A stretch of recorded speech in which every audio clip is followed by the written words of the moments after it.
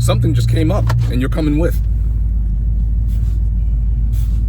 Yeah. So here's the deal. I get a phone call and one of my buddies says, Terry, there's something I think you might be interested in. So we're on our way. You know, sometimes things just fall into your hands. So we're gonna go and see what he's talking about. And he says we gotta move quick, so we gotta move quick, but not before, you know, you got a stoplight here, so we gotta wait for the stoplight. Light's green now, we can move quick.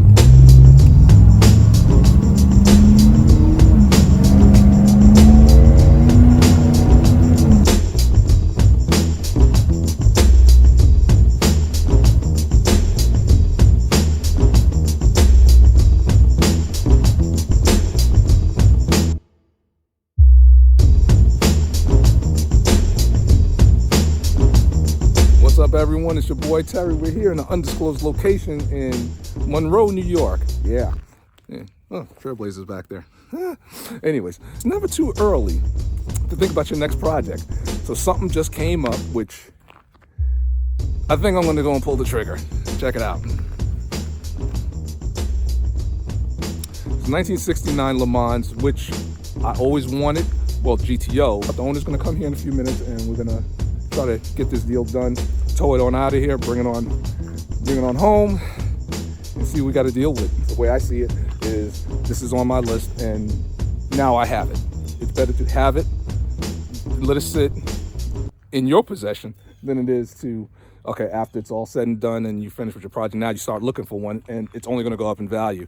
They have to get rid of this car. If they don't get rid of it in a couple of days, it's going to go to the crusher, and this car is way too nice to go to the crusher. So immediately I came up here. Now check this out. Whenever you're looking to buy a project car, there's a couple things you should take with you. One, you should take an extension cord. You see I got my little air pump. You want to bring yourself a jack so you can get up under the car. Bring yourself a screwdriver so you can poke holes in the floor to see how soft the metal is. Make sure you check all the information matches with the car and the registration tag. Make sure all that matches. You should be good to go. Looks like I'm the new owner. How you doing? What's up? There you go. We got the LeMans out because this was impossible, and my man, tow truck driver, my man is like, yo, how are we gonna do this? He didn't think we were gonna do it, but we did. I got my man Steve over there. He came over with his tractor, helped me push it out, so it's all good. Getting that car from where it was a nightmare, but we got it done.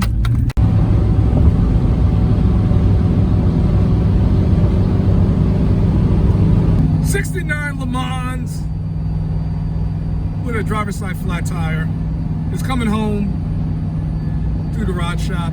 We're not going to touch this until we get the '67 Chevelle up and going. Although we'll buy some parts and have it ready, so when we're ready, it's ready. So here's the deal. The car belongs to a guy that's in the service, and it was at his mother's house, but the mother's moving, so she had to get rid of it. So in a couple of days, if the car wasn't gone, it was going to go to the crusher. The mother was trying to sell it, and you know, you always have tire kickers. Now this kid was looking at my videos, which I'm flattered, you know, and he was going to fix the car up, but time escapes him. He's in the service. Once he found out that I was the guy that was looking at the car, he said to his mother, "Ma, tell Terry to just take the car." How cool is that? You know, so I'm very flattered with that. But just because you can do certain things, that don't mean you should. So I felt, let me give this family some of the money that I felt is fair for this car, and I did. And I made the promise. I said, when this car is all finished and done, I'm coming back up here. We're gonna stay in touch, and I'm gonna give your son the car for the day. Go to the beach, whatever he wants to do with it, because he loves the car. Because that's my way of saying thanks for the car, and plus also, more importantly, thanks for your service to this country. So he's gonna get this car for the day. He doesn't know it unless he looks at the video. Then he will know it. Either way, it's kind of cool, and I really appreciate it. Thank you very much. We got the '69 LeMans on home. It's been here for a couple of days. I was able to go over some of the stuff, and let me show you what some of the problem areas are that we're gonna have to address. All right, right off the bat, you can see the Krager SSTs, they gotta go. But one of the problems is the fender, as you can see. this fender's got to be replaced, or you know, like maybe get touched up, get a patch pen. Nah, it's all rusty. You got to replace that. This door, you know, it looks like it was bonded at some point, but it could be banged out, I believe, because I do not want to put a door skin if I don't have to. The rockers look really, really good. Quarter panel is in question. I got to really get into that, but you can see that the inner liner has to be replaced for sure. And I think I am going to replace this quarter. All right, new bumper. Going to have to be had. Okay, now this quarter panel, this is definitely going to have to be replaced.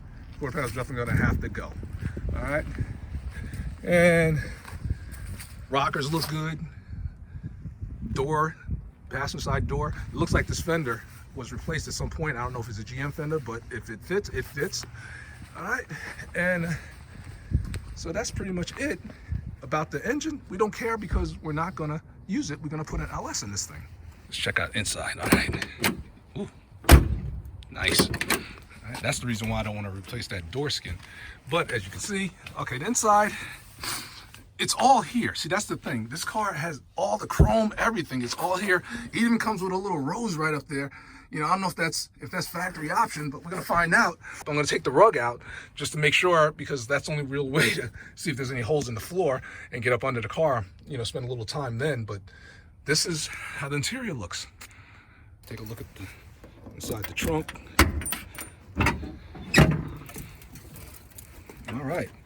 As you can see, whenever you can see daylight in the trunk, that's not good. That's no bueno. This is a perfect opportunity for a mini tub, because if the outer and inner fenders have to come out, just do a mini tub and be done with it. Because I'm definitely gonna have to do quarter panels on this one, and yeah, I might as well do them both. You know, like, yeah, I might as well do them both. But the trunk pan, it could be salvaged, but we'll find out once we remove all this stuff, because it's old seats. That's the original bucket.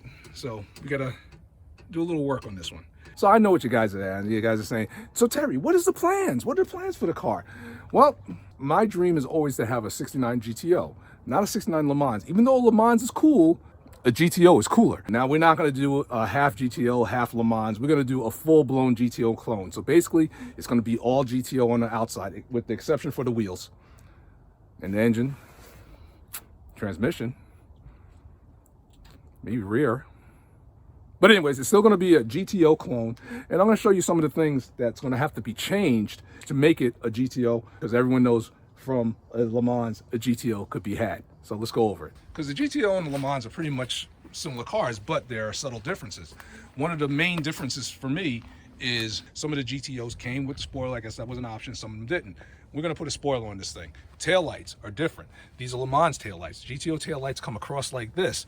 So we're gonna get those, and we got them. Now, LeMans hood, for lack of a better word, is pretty plain. All right, GTO hood, it came with, it has some hood scoops right here, two little hood scoops there. They weren't functional, but they look cool. And then you, on some options, you had a hood tack. All right, that looks cool. But hold on a sec. Why don't I just show you? This is what it looks like, just like this. So we could check that off the list. Now, if you're gonna go and make a GTO clone, you cannot forget the Enduro bumper. Now, the Enduro bumper is a little bit different than this, but then you also had the hideaway headlight option. That's what we're gonna go with. You also got to change that valance because it's totally different. So those are pretty much the main differences betwixt the LeMans and the GTO. When you put your own stamp on a vehicle or a build, there's nothing wrong with calling some of your buddies, some of your friends to help you out. So the first thing we're gonna do is I'm gonna talk to my boy Tom. Now, Tom, he makes for the hideaway headlight mechanism, because stock it was air actuated, and he makes it where it's electric. So I was online and I was looking at some of the kits. They go for over $1,000. So Tom, he makes them, and he's trying to get it to the point where it's under 500. So we're gonna definitely do the hideaway headlights. Now, as far as the body work is concerned, my man Arco and Heidi, okay, from Outlaw Edge, they're gonna come on down. They're gonna make sure that the body is straight, and plus Heidi, she's gonna make us some breakfast burritos, and things are pretty tasty. Now, when it comes to the interior, we're gonna call him my boy Marlon. Now, you might have seen his I think it's a 70 LeMans that he grafted 2006 GTO interior in. I mean, everything. He grafted the whole interior, and it's beautiful. You might want to check him out. We're gonna do the same thing here. I like the dashboard. on this car because it's purely correct. So we're gonna update it best we can. We're gonna blend them in nicely. We're gonna videotape all this, all right? So you might want to stay tuned for that. So when it's all said and done, the body's straight, the car's ready to roll, we're ready to put a paint job on this, we're gonna do something special. We're gonna call my man Ed Beards. All right, now you know Ed Beards. He's the guy who anointed me the Tiki King on that van project that was supposed to be a SEMA.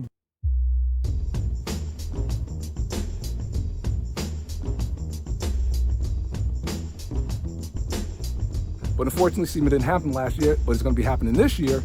So go check that van out and check out that link. Now, the truth of the matter is, Ed's been itching to do some artwork on my Trailblazer SS. And I told him this is not the car, this is my everyday vehicle. But I told him he's gonna go nuts on this.